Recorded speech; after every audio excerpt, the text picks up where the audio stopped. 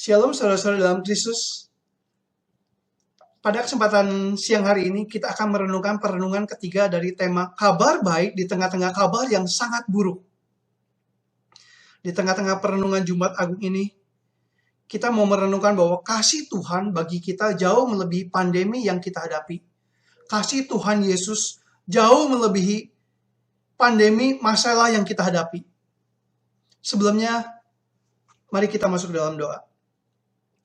Tuhan Bapa dalam surga, saya memohon anugerah-Mu Tuhan, supaya di dalam perenungan ini Tuhan sendiri yang memberkati, Tuhan sendiri yang memimpin, Tuhan sendiri yang mengurapi hamba-Mu Tuhan, supaya boleh menyampaikan perenungan sesuai dengan isi hati-Mu.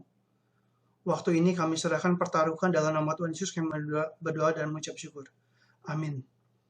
Saudara-saudara dalam Kristus Yesus, di tengah-tengah pandemi wabah corona yang kita hadapi semua, yang dihadapi baik oleh orang kaya, baik oleh orang miskin, baik oleh pejabat, baik oleh rakyat, baik oleh laki-laki, baik oleh perempuan, tuan atau hamba, pimpinan atau karyawan, orang yang berpendidikan atau tidak, orang yang berbijaksana atau orang bebal, semua orang akan mengalami pergumulan ini. Karena pandemi ini bersifat global, tidak memandang bulu. Di tengah-tengah kita yang imannya kuat atau kita yang imannya lemah, kita jujur akui bahwa kita ada rasa takut menghadapi wabah ini, yang efeknya bukan saja secara kesehatan, tapi dapat berpengaruh secara ekonomi, krisis ekonomi, bahkan mempengaruhi problema sosial, karena banyak orang yang di PHK, dan pendidikan anak pun terganggu, dan masih banyak bidang terganggu, dan terutama yang paling berbahaya adalah masalah hidup dan mati, masalah kematian. Di tengah-tengah ini semua, di tengah-tengah problema ini semua, ada hal yang melebihi ini semua. Ada hal yang transend melebihi ini semua, yaitu kasih Tuhan atas kita manusia berdosa. Pernahkah kita berpikir, kita bersyukur bahwa pandemi ini sebenarnya menggugah kita secara spiritual? Pernahkah kita berpikir bahwa pandemi ini membuat kita menyadari bahwa hidup kita itu fana, hidup kita itu sementara, hidup kita itu banyak dosa, kekurangan, dan kelemahan. Kita tidak mencari Tuhan, tidak mengasihi Dia dengan segenap hati, dengan segenap jiwa, dengan segenap kekuatan, dengan segenap akal budi. Tidak mengasihi sesama kita seperti diri kita sendiri. Pandemi ini menyadarkan bahwa kita manusia begitu rapuh, begitu rentan. Ini momen yang baik untuk kita refleksi, saudara-saudara. Sebuah riset dari Lifeway mengatakan bahwa ada 4 top situasi yang membawa orang lebih terbuka atas percakapan rohani. Yang pertama, setelah bencana alam, biasanya 34% orang lebih terbuka kepada percakapan rohani. Kemudian yang kedua adalah setelah krisis besar di dalam negara, yaitu mempengaruhi 38%. Terus kemudian ketika momen Easter, yaitu momen-momen dari peristiwa rangkaian dari Jumat Agung sampai Paskah, ini biasanya 38% tergugah gitu. Kemudian ketika dalam momen Natal, 47% dikatakan dalam riset itu, orang-orang lebih terbuka kepada percakapan rohani. Dan tahukah Anda bahwa kita sekarang ada di dalam 3 dari 4 situasi ini, yaitu ada di dalam bencana alam, yaitu adalah wabah corona, ada dalam krisis besar dalam negara, dalam krisis ekonomi, dan dalam momen Jumat Agung. Kita ada dalam 3 situasi besar ini. Dalam Jumat Agung ini, di masa-masa perenungan akan kematian Tuhan Yesus, saya sebagai orang percaya, sebagai orang Kristen, ada terharu sekaligus bersyukur. Mengapa saya terharu? Pertama, karena di momen ini dalam hidup saya, biasanya kita mengadakan perjamuan kudus. Tapi sekarang dikondisikan kita tidak bisa mengadakan perjamuan kudus. Saya berpikir mungkin di masa lampau karena sudah terbiasa rutin, karena sudah menjadi rutinitas kebiasaan, kita mungkin bisa kurang menangkap momen perjamuan kudus dan terbuai dan biasa, udah biasa gitu. Tapi kali ini saya terharu sekaligus bersyukur karena momen ini betul-betul saya makin merasakan momen perjamuan kudus. Dengan mata iman saya melihat, saya terharu sekaligus bersyukur. Dengan mata iman saya melihat bahwa saya berbagian dalam darah dan tubuh Kristus. Dengan mata iman saya melihat saya bersekutu dengan Kristus. di dalam momen Jumat Agung ini kita orang-orang percaya, orang-orang Kristen boleh merenungkan bahwa karya Kristus di kayu salib, karya Tuhan, kasih Tuhan melebihi masalah yang kita hadapi. Tuhan mengasihi saudara-saudara dan mencurahkan darahnya di kayu salib untuk menebus dosa saudara-saudara. Saudara-saudara dalam Kristus Yesus, ada masalah yang lebih besar dari virus corona, yaitu virus dosa, tanda kutip virus dosa yang sudah menyebar ke seluruh manusia.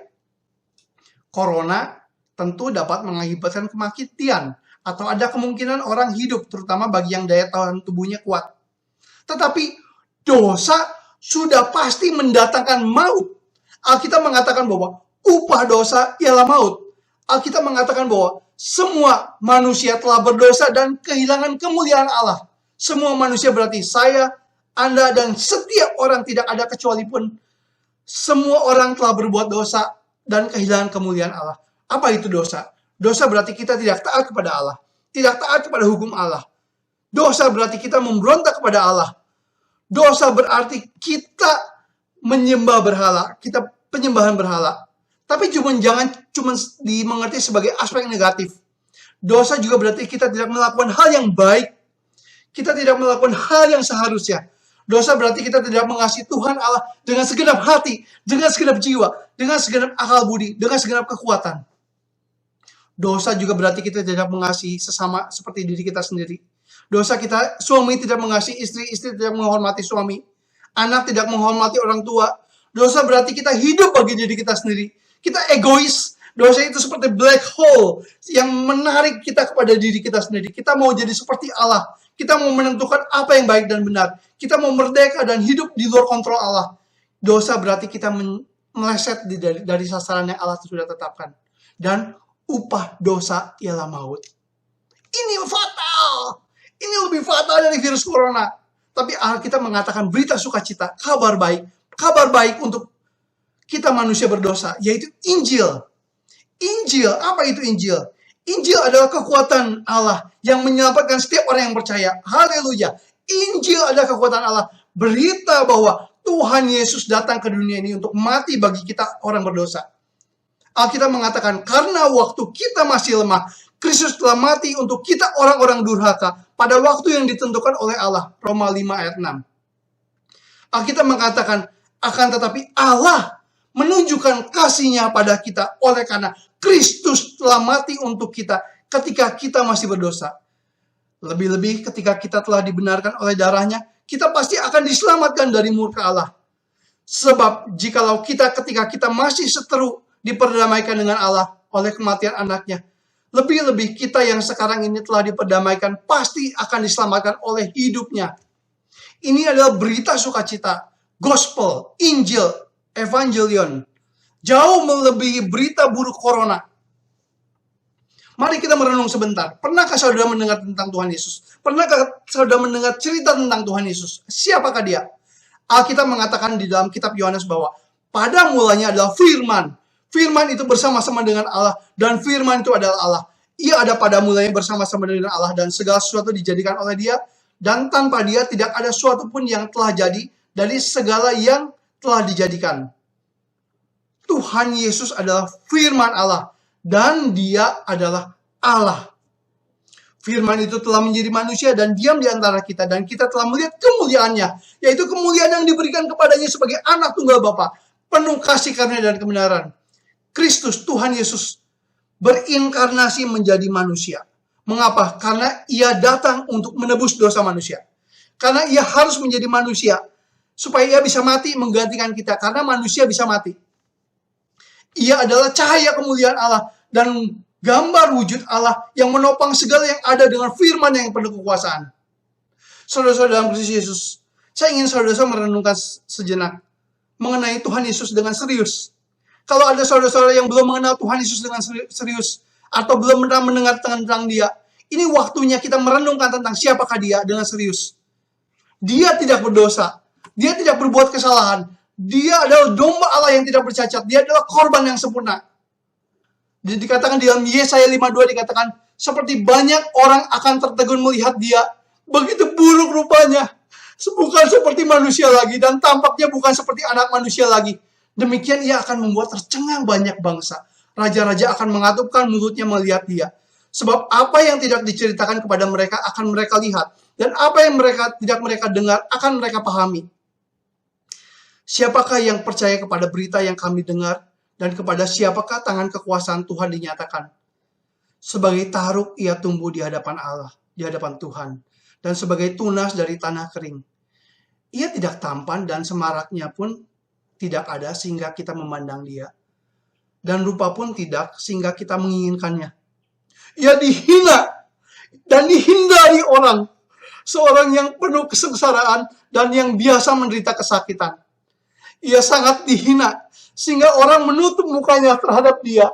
Dan bagi kita, dia pun tidak masuk hitungan. Tetapi sesungguhnya, penyakit kita lah yang ditanggungnya. Dan kesengsaraan kita yang dipikulnya.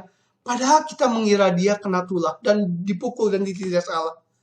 Tetapi dia tertikam oleh karena pemberontakan kita. Dia diremukkan oleh karena kejahatan kita. Ganjaran yang mendatangkan keselamatan bagi kita ditimpakan kepadanya. Dan oleh bilur-bilurnya kita menjadi sembuh. Kita sekalian sesat seperti domba. Masing-masing mengambil jalannya sendiri. Tetapi Tuhan telah menimpakan kepadanya kejahatan kita sekalian. Dia dianiaya. Tetapi dia membiarkan dirinya ditindas dan tidak membuka mulutnya seperti anak domba yang dibawa ke pembantaian. Seperti induk domba yang keluh di depan orang-orang yang mengunting bulunya. Ia tidak membuka mulutnya. Sesudah penahanan dan penghukuman ia terambil. Dan tentang nasibnya, siapakah yang memikirkannya? Sungguh ia terputus dari negeri orang-orang hidup. Dan karena pemberontakan umatku, ia kena tulah. Orang menempatkan kuburnya di antara orang-orang fasik. Dan dalam matinya, ia ada di dalam penjahat-penjahat. Sekalipun ia tidak berbuat kekerasan dan tipu tidak ada dalam mulutnya. Tetapi Tuhan berkehendak meremukkan dia dengan kesakitan. Apabila ia menyerahkan dirinya sebagai korban penebus salah, ia akan melihat keturunannya, umurnya akan lanjut dan kehendak Tuhan akan terlaksana olehnya. Puji Tuhan. Yesaya 52 dan 53 ya, 52 akhir dan 53. Ini adalah nubuatan mengenai Tuhan Yesus di perjanjian lama. Ia disebut hamba Allah. Mengapa Tuhan Yesus disebut hamba Allah? Karena Tuhan Yesus mengasihi Anda dan turun ke dalam dunia ini mengambil rupa seorang hamba. Hendaklah kamu dalam hidupmu bersama menaruh pikiran dan perasaan yang terdapat juga di dalam Kristus Yesus. Yang walaupun dalam rupa Allah tidak menganggap kesetaraan dengan Allah itu sebagai milik yang harus dipertahankan. Melainkan telah mengosongkan dirinya sendiri, telah mengambil rupa seorang hamba, dan menjadi sama dengan manusia. Dan dalam keadaan sebagai manusia, ia telah merendahkan dirinya, dan taat sampai mati, bahkan mati di kayu salib. Itu sebabnya Allah sangat meninggikan dia, dan mengaruniakan kepadanya nama di atas segala nama, supaya dalam nama Yesus bertekuk lutut semua yang ada di atas langit, dan yang di atas bumi, dan yang ada di bawah bumi. Dan segala lidah mengaku Yesus Kristus adalah Tuhan bagi kemuliaan Allah Bapa. Saudara-saudara, Tuhan Yesus mengasihi engkau. Marilah kita memikirkan ini. Datanglah kepada Tuhan Yesus. Marilah kita tinggalkan dosa kita. Kita buang beban dosa kita. Serahkan kepada Tuhan Yesus di kayu salib. Beban dosa kita serahkan kepada Tuhan di kayu salib. Dan kita terima karyanya kepada kita. Dan Alkitab firman Tuhan mengatakan, percayalah kepada Tuhan Yesus. Engkau akan selamat, engkau dan seisi rumahmu. Saudara-saudara dalam Kristus Yesus, berita Injil adalah berita sukacita. Diberikan secara cuma-cuma kepada orang yang percaya kepada Tuhan. Gratis. Maksudnya karya keselamatan itu harus ada yang bayar Tuhan Yesus, tapi kita menerimanya dengan gratis. Oleh kasih karunia kita diselamatkan melalui iman. Itu bukan hasil perbuatanmu sendiri. Tidak ada orang yang membanggakan diri. Jangan ada orang yang membanggakan diri. Saudara-saudara dalam Kristus Yesus, Tuhan mengasihimu. Tuhan Yesus mengasihimu. Ini adalah hal yang lebih indah. Hal yang lebih indah dari apapun. Dan hal ini melebihi bahaya problema yang kita hadapi. Marilah kita bersukacita. Ini adalah hari yang dijadikan Tuhan. Marilah kita bersukacita dan di dalamnya. Kita bersyukur bahwa Tuhan mati bagi kita orang berdosa. Dan marilah kita bertobat, meninggalkan dosa. Mulai memikirkan hidup kita ini harus percaya Tuhan. Harus meninggalkan dosa kita. kembali kepada Tuhan, mengasihi Tuhan dengan segenap hati, segenap jiwa, segenap kekuatan, segenap akal budi. Mari kita belajar kembali, belajar berubah, dan minta anugerah Tuhan. Tuhan tolong Tuhan, saya mau terima Tuhan sungguh-sungguh. Mari kita tinggalkan dosa kita ikut Tuhan. Dan janji Tuhan yang menerimanya diberikan hak, diberikan kuasa untuk menjadi anak-anak Allah. Dan kalau saudara percaya Tuhan Yesus, saudara akan menerima hidup yang kekal. Mari kita berdoa. Tuhan, terima kasih Tuhan, kami bersyukur Tuhan, kalau berita firman Tuhan yang sederhana ini yang sudah disampaikan, kiranya perenungan singkat ini boleh menggugah kita semua Tuhan, bahwa di dalam Jumat Agung ini Tuhan, kami merenungkan bahwa Tuhan sudah datang ke dunia ini, mati di kayu salib untuk kami manusia berdosa. Tuhan tolong supaya kami serius Tuhan, memikirkan bahwa hidup kami adalah hidup yang rentan, yang rapuh, yang ada di ujung tanduk Tuhan, dan kami akan binasa bila tidak diselamatkan oleh Tuhan. Dan kami mau bertobat, berubah Tuhan, dan kami mau menerima karya-Mu, karya di kayu salib, dan kami mau mengasihi Engkau dengan segenap hati, segenap jiwa, segenap kekuatan, segenap akal budi. Terima kasih Tuhan. Terima kasih Tuhan. Kami bersyukur. Dalam nama Tuhan Yesus kami mendoakan dan bersyukur. Amin.